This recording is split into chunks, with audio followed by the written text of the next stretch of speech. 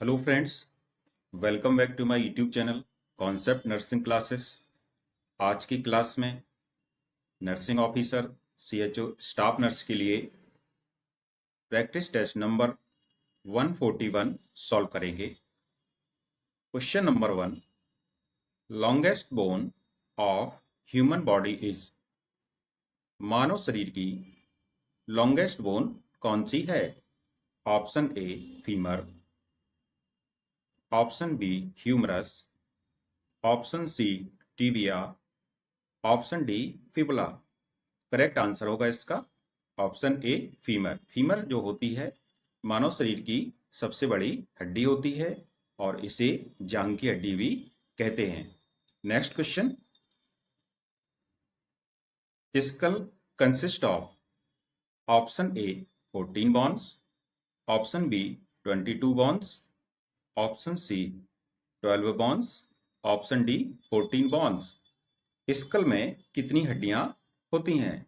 Correct answer होगा option B, 22 हड्डियां खोपड़ी में पाई जाती हैं, इसलिए बी ऑप्शन इसका सही है।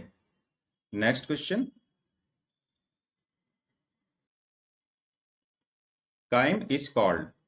Option A food in the mouth, option B food in the stomach, option C food reached in the stomach, option D food reached in the rectum. Chyme होता है कि जो भी भोजन जब मुंह से चबा करके हम लोग उसको पेट में ले जाते हैं तो पेट में गया हुआ जो फूड होता है, स्टमक में गया हुआ फूड होता है, उसको क्या बोला जाता है? उसको काइम बोला जाता है, जहां पर वो गैस्ट्रिक एसिड से मिल जाता है। तो इसलिए इसका बी ऑप्शन सही हो जाएगा। Next question, insulin is secreted by. Option A alpha cells, option B beta cells, option C gamma cells, option D delta cells. तो इंसुलिन एक हार्मोन होता है जो बीटा सेल से निकलता है। ये बीटा सेल अग्न्याशय या पैंक्रियाज में पाई जाती हैं। तो इसका जो काम होता है इंसुलिन का, क्या होता है? ग्लूकोज को ग्लाइकोजन में कन्वर्ट करना है और ये ग्लाइकोजन जाकर के लीवर में स्टोर हो जाता है। Next question, the artery which supply blood to head and neck. Option A coronary artery, option B carotid artery, option C mesenteric artery, option D intercostal artery. ऐसी आर्टरी जो head और neck में blood supply करने का कार्य करती है उसको क्या बोला जाता है? उसको बोला जाता है carotid artery. So the correct answer is option B. Next question, a nerve which helps in the process of smelling is। option A optic nerve, option B oculomotor nerve, option C olfactory nerve, option D facial nerve. एक ऐसी nerve जो कि process of smelling का कार्य करती है, smell करने में हेल्प करती है, उसको क्या कहते हैं? उसको कहते हैं olfactory nerve. So the correct answer is option C.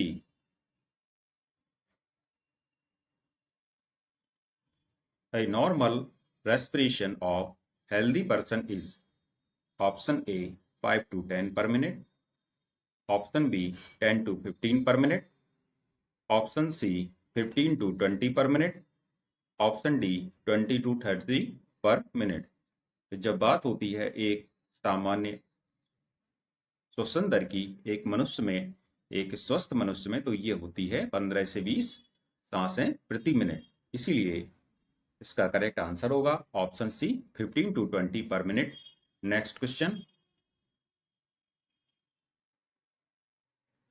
Enzyme which helps in digestion of fat. Option A amylase, option B lipase, option C enterokinase, option D A D trypsin. एक ऐसा एंजाइम आपको बताना है इनमें से जो कि fat के डाइजेशन में हेल्प करता है। तो इसका करेक्ट आंसर होगा, यहाँ पर जो लाइपेज दिया गया है ये फैट के डाइजेशन में हेल्प करता है। So the correct answer is option B. Next question, Pathogens means option A, microorganisms which causes disease. Option B, organisms which are found in animals. Option C, organisms which are beneficial for us. Option D, organisms which are found in plant. Pathogens मतलब होते हैं ऐसे कीटाणु, ऐसे सूक्ष्म जीव जो बीमारी का कारण बनते हैं, इसलिए यहां पर पहला ऑप्शन इसका सही हो जाएगा। Next question, Vidal test is performed. Option A, to identify the typhoid fever. Option B, to identify the AIDS. Option C, to identify the cause of diarrhea. Option D, to identify the cause of dysentery. ये जो typhoid के लिए क्या कौन सा test करते हैं? Widal test करते हैं, इसलिए यहाँ पर इसका पहला आंसर सही हो जाएगा। नेक्स्ट क्वेश्चन यहाँ पर दिया गया है, analgesics are given. Option A to reduce pain, option B to give rest, option C to induce sleep, option D to destroy pathogenic micro organisms. यहाँ पर जो एनाल्जेसिक्स होते हैं ये दर्द कम करने वाली दवाएं होती हैं, इसलिए पहला ऑप्शन ए सही हो जाएगा। Next question, paracetamol medicine drug is antipyretic, antitussive, antihistaminic and anti emetic. तो करेक्ट आंसर होगा पैरासीटामोल दवा होती है, क्या करती है? बुखार को या फीवर को कम करने का काम करती है, और ऐसी दवाएं जो फीवर को कम करने का कार्य करती हैं उनको एंटीपायरेटिक्स बोला जाता है। So the correct answer is option A. Next question, asepsis means option A freedom from infection, B freedom from anxiety, freedom from noise, freedom from pain. Asepsis मतलब होता है कि जहां पर किसी प्रकार का संक्रमण ना हो, तो मीन्स इन्फेक्शन से freedom. So the correct answer is option A. Next, cyanosis is caused in case of lack of water, lack of oxygen, lack of glucose and lack of blood. Cyanosis एक ऐसी फिनोमेनॉन है जो कि oxygen की कमी के कारण होती है, इसलिए यहां पर बी ऑप्शन सही हो जाएगा। Next, to maintain normal breathing pattern, which position is beneficial?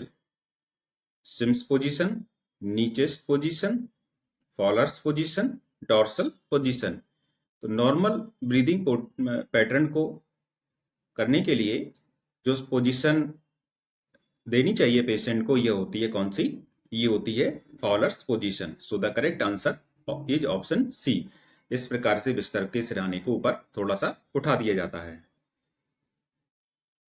Next, intraosseous injection is given in vein, bone marrow, spinal cavity या muscles।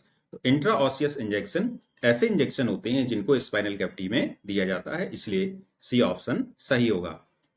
Next question, intraosseous injection is given in vein, bone marrow, spinal cavity, muscles. Intraosseous injection ऐसे injection होते हैं जिनको bone marrow में दिया जाता है, इसलिए बी ऑप्शन यहां पर सही हो जाएगा। Edison's disease is caused bye insufficiency of hormone, thyroid hormone, parathyroid hormone, corticosteroid hormone, insulin. Addison disease किसकी कमी से होने वाली, किस हार्मोन की कमी से होती है? तो ये होती है कॉर्टिकोस्टेरॉइड हार्मोन की कमी से, इसलिए यहां पर सी ऑप्शन सही हो जाएगा। Next question, osteoporosis is caused by deficiency of vitamin A, vitamin B, vitamin C, vitamin D. Osteoporosis एक ऐसी डिजीज है जो कि हड्डियों को कमजोर करती है, हड्डियां इससे बहुत सॉफ्ट हो जाती हैं, उनके टूटने का खतरा बढ़ जाता है, और ये जो प्रॉब्लम होती है विटामिन डी की कमी से होने वाली प्रॉब्लम है, इसलिए इसका आंसर डी सही हो जाएगा। Next question, full form of C P R. C P R का फुल फॉर्म क्या है? A cardio pulmonary resuscitation, B cardio pulmonary relapse, C cardiopulmonary restriction, D chronic pulmonary relapse. CPR का फुल फॉर्म होता है कार्डियोपल्मोनरी रिसक्सिटेशन, इसलिए पहला ऑप्शन सही हो जाएगा। Next question, hepatitis A is caused option A due to infected blood transfusion, B due to use of contaminated water, C due to addiction of drugs, D due to dialysis। Hepatitis B किसके कारण होता है? तो ये होता है दूषित जल के पीने से, इसलिए इसका बी ऑप्शन सही हो जाएगा, क्योंकि ये ओरोफिकल रूट से फैलने वाला हेपेटाइटिस होता है। Next question, which is the most appropriate time of IUD insertion? Intrauterine device को लगाने का जो सबसे उपयुक्त समय है ये क्या है?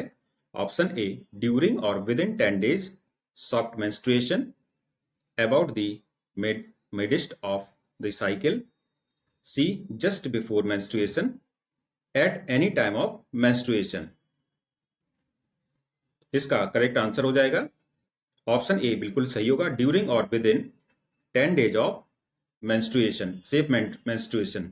तो जो भी मेंस्ट्रुएशन होता है उसके 10 दिन के अंदर इसको लगाना सबसे अप्रोप्रिएट होता है, इसलिए इसका पहला ऑप्शन सही हो जाएगा। नेक्स्ट क्वेश्चन की ओर चलेंगे। Ascorbic acid is a protein, vitamin, enzyme, lipid. Ascorbic acid क्या है? विटामिन सी का रासायनिक नाम एस्कॉर्बिक एसिड होता है, इसलिए यहां पर बी ऑप्शन सही हो जाएगा।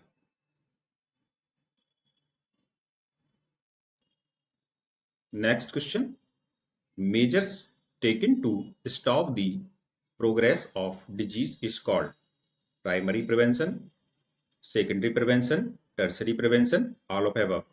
ऐसे कौन कौन से मेजर्स हैं जब जो मेजर्स उठाए जाते हैं किसी बीमारी को रोकने के लिए, उनको क्या बोलते हैं? प्राइमरी बोलते हैं, सेकेंडरी बोलते हैं, टर्सरी बोलते हैं, या इनमें से सभी बोलते हैं। तो जब मेजर्स को डिजीज को रोकने के लिए उठाया जाता है तो इनको बोला जाता है सेकेंडरी प्रिवेंशन, इसलिए यहां पर बी ऑप्शन सही हो जाएगा। Next question, death in India is registered with in how many days? Bharat में मृत्यु कितने दिनों के अंदर रजिस्टर करवानी चाहिए? 14 days, 21 days, 7 days, 28 days। तो करेक्ट आंसर होगा ऑप्शन बी, 21 दिनों के अंदर मृत्यु को पंजीकृत करवाना चाहिए। Next question,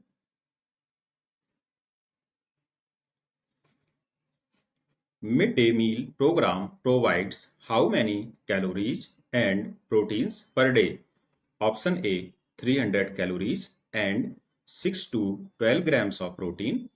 Option B 200 calories and 6 to 12 grams of proteins. C 300 calories and 8 to 12 grams of proteins. D 200 calories and 8 to 12 grams of protein। Mid day meal योजना में पर डे कितने कैलोरी देने का प्रावधान और कैलोरी और protein देने का जो नियम है वो बनाया गया है, तो इसका करेक्ट आंसर हो जाएगा ऑप्शन सी सही होगा। इसमें 300 कैलोरी और 8 से 12 ग्राम प्रोटीन देने का नियम बनाया गया है, इसलिए इसका सी ऑप्शन सही है। नेक्स्ट क्वेश्चन की ओर चलेंगे। अगला क्वेश्चन है, the type of BCG vaccine is. BCG किस प्रकार की वैक्सीन है?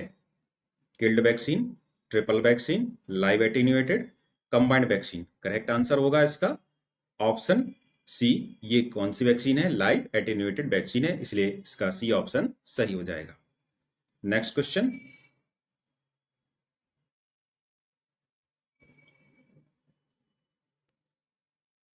Who is the chairman of health survey and planning committee? Option A AL Mudaliar, B AK Mukherjee, C MS Chadha, D Joseph Bhore. Health survey and planning committee Bharat सरकार द्वारा स्वास्थ्य के क्षेत्र में बनाई गई थी, तो इसके चेयरमैन कौन थे? इसके चेयरमैन थे AL मुदलियार, इसलिए पहला ऑप्शन सही हो जाएगा। Next question, severe muscle wasting, growth failure and loss of subcutaneous fat are features of. Option A kwashiorkor, option B beriberi, option C scurvy, option D marasmus. तो इसमें आप देख सकते हैं कि मसल बास्टिंग हो रही है, मसल कमजोर हो रही है, ग्रोथ नहीं हो रही है और लॉस ऑफ सबक्यूटेनियस फैट भी नहीं है, तो इस प्रकार की जो बीमारी होती है बच्चों में, ये इसको मैरेस्मस बोला जाता है। इसलिए यहाँ पर डी ऑप्शन सही हो जाएगा। Next question, when bleeding after 24 hours of delivery is considered as postpartum hemorrhage? Option A, blood loss of more than 500 ml. B, blood loss is more than 700 ml. C, blood loss is more than 100 ml. D, blood loss is more than 200 ml. 24 घंटे के बाद, delivery के 24 घंटे के बाद postpartum haemorrhage कहलाएगा यदि blood 500 ml से अधिक लॉस हो जाए। इसलिए पहला ऑप्शन इसका सही हो जाएगा। Next question, when was first round of pulse polio immunisation started?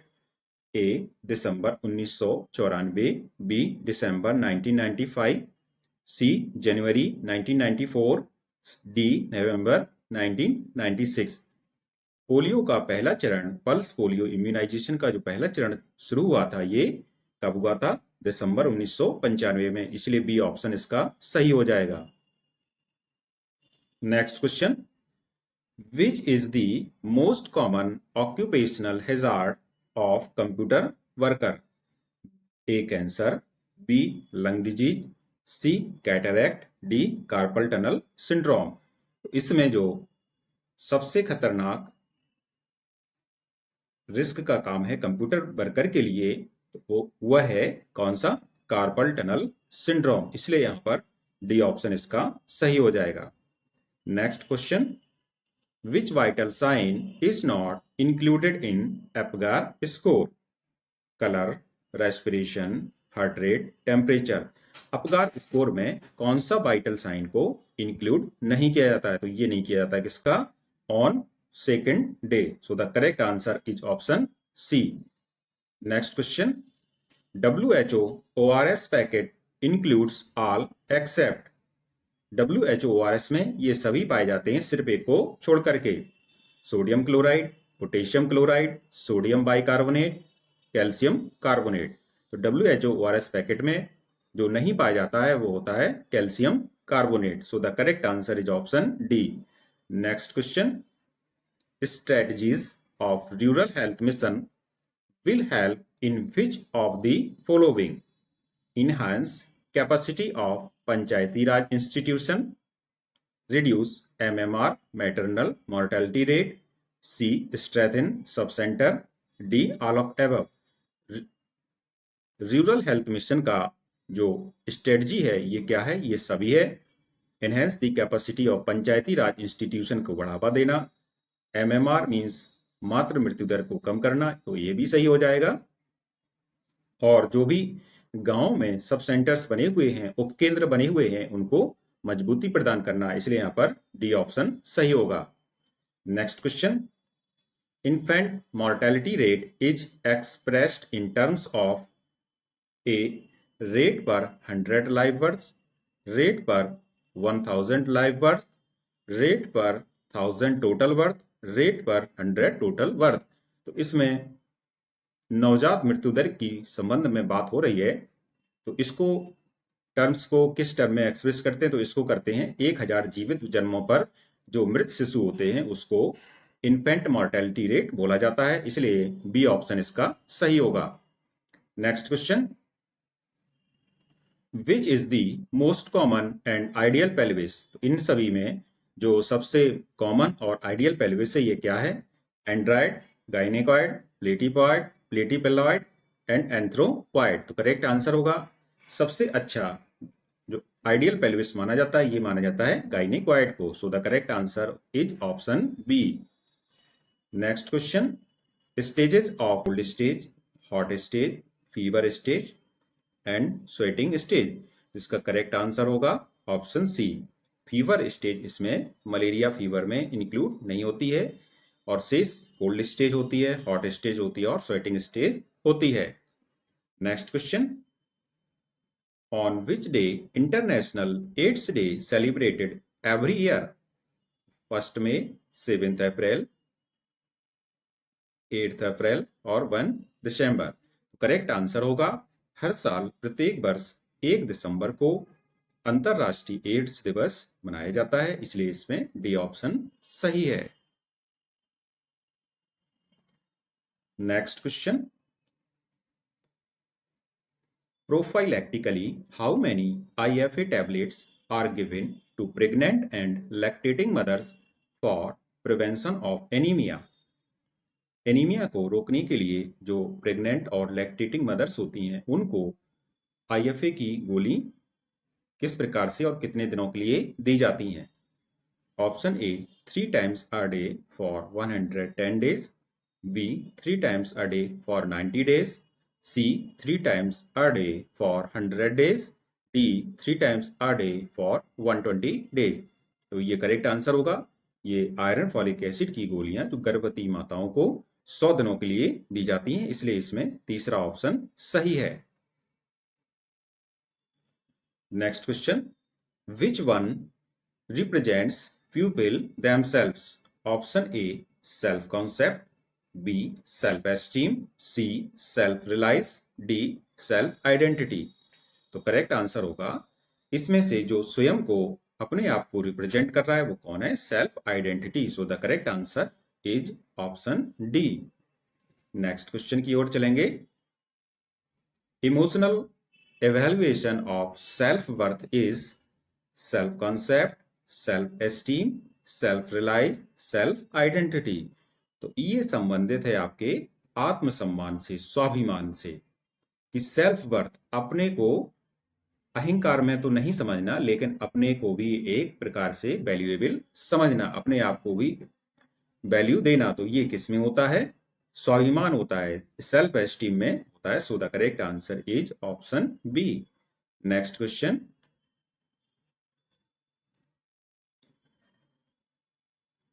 The components of self concept is the following except self esteem, body image, role, behaviour. तो इसमें जो सेल्फ कंसेप्ट के जो कंपोनेंट्स हैं ये सभी हैं, सिर्फ एक को छोड़ करके। बॉडी इमेज भी है, रोल भी है और बिहेवियर भी है। जो है वो नहीं है वो कौन होता है? Self esteem. इसलिए इसका करेक्ट आंसर यही हो जाएगा।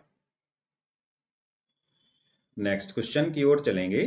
The family includes relatives in addition to the nuclear family is A joint family, B extended family, C blended family, D single parent family. तो एक ऐसी फैमिली जिसमें इंक्लूड्स होते हैं relatives in addition to the nuclear family, तो इसको क्या कहते हैं? इसको कहते हैं extended family.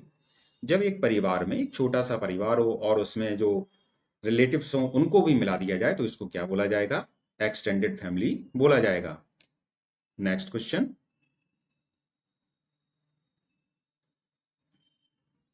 family functioning involves option A the process used by the family to achieve goals, B the patterns of people who are considered to be family members, C the ongoing membership of the family, D the pattern of relationship। तो family functioning का जो functioning में जो involvement होता है ये क्या होता है? The process used by the family to achieve goal. इसलिए पहला ऑप्शन इसका सही हो जाएगा। नेक्स्ट क्वेश्चन की ओर चलते हैं। Family structure is the process used by the family to achieve goals.